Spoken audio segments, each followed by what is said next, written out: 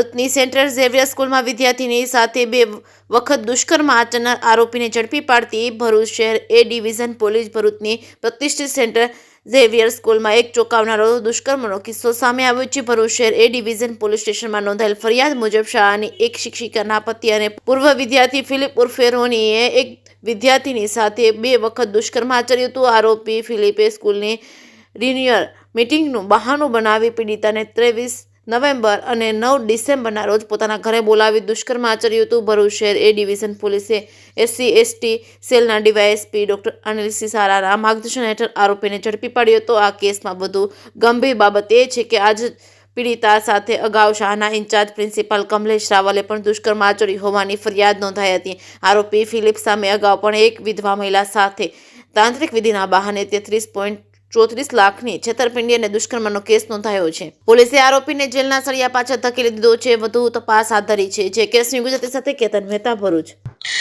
Bharuch city એ division police station ખાતે 20 જાન્યુઆરી 2025 ના રોજ એક ફરિયાદ નોંધાવવામાં આવે છે, જેમનો ગુના નંબર છે 83/2025, જેમાં વેરિયસ BNS ઉપરાંત એટ્રોસિટીની કલમ દાખલ કરેલ છે। જેમાં ગુનાના કામે ફરિયાદી કે જે ભોગ બનનાર બહેન છે, તેમના દ્વારા કોઈ આરોપી ફિલિપ ઉર્ફે રોની કોટિનો ના વિરુદ્ધ ફરિયાદ દાખલ કરવામાં આવે છે। અને જે ફરિયાદમાં એવું જણાવે છે કે સેન્ટ ઝેવિયર સ્કૂલના ભૂતપૂર્વ વિદ્યાર્થીઓના સંમેલન કે મીટિંગ માટે એક બેક્સા નામનું વોટ્સએપ ગ્રુપ ક્રિએટ કરવામાં આવે છે, જે ભૂતપૂર્વ વિદ્યાર્થીઓમાં ભોગ બનનાર અને આરોપી બંને એક જ ગ્રુપમાં હોય છે અને જેમાંથી એકબીજા સાથે વાતચીત કરી અને એકબીજા સાથે પરિચય કેળવે છે। ત્યારબાદ એકબીજા સાથે કન્ટિન્યુઅસ વોટ્સએપ દ્વારા વાતચીત ચાલુ રાખે છે। જેમાં આરોપી દ્વારા એક દિવસ બેક્સાની મીટિંગના નામે ભોગ બનનારને 23 નવેમ્બર 2024 ના દિવસે પોતાના ઘરે બોલાવે છે। ત્યારબાદ તેણીની મરજી વિરુદ્ધ દુષ્કર્મ આચરે છે અને તેણીને એવી ધમકી આપવામાં આવે છે કે અગર જો આ ઘટના વિશે કોઈને જણાવશે તો તેને જાનથી મારી નાખવામાં આવશે।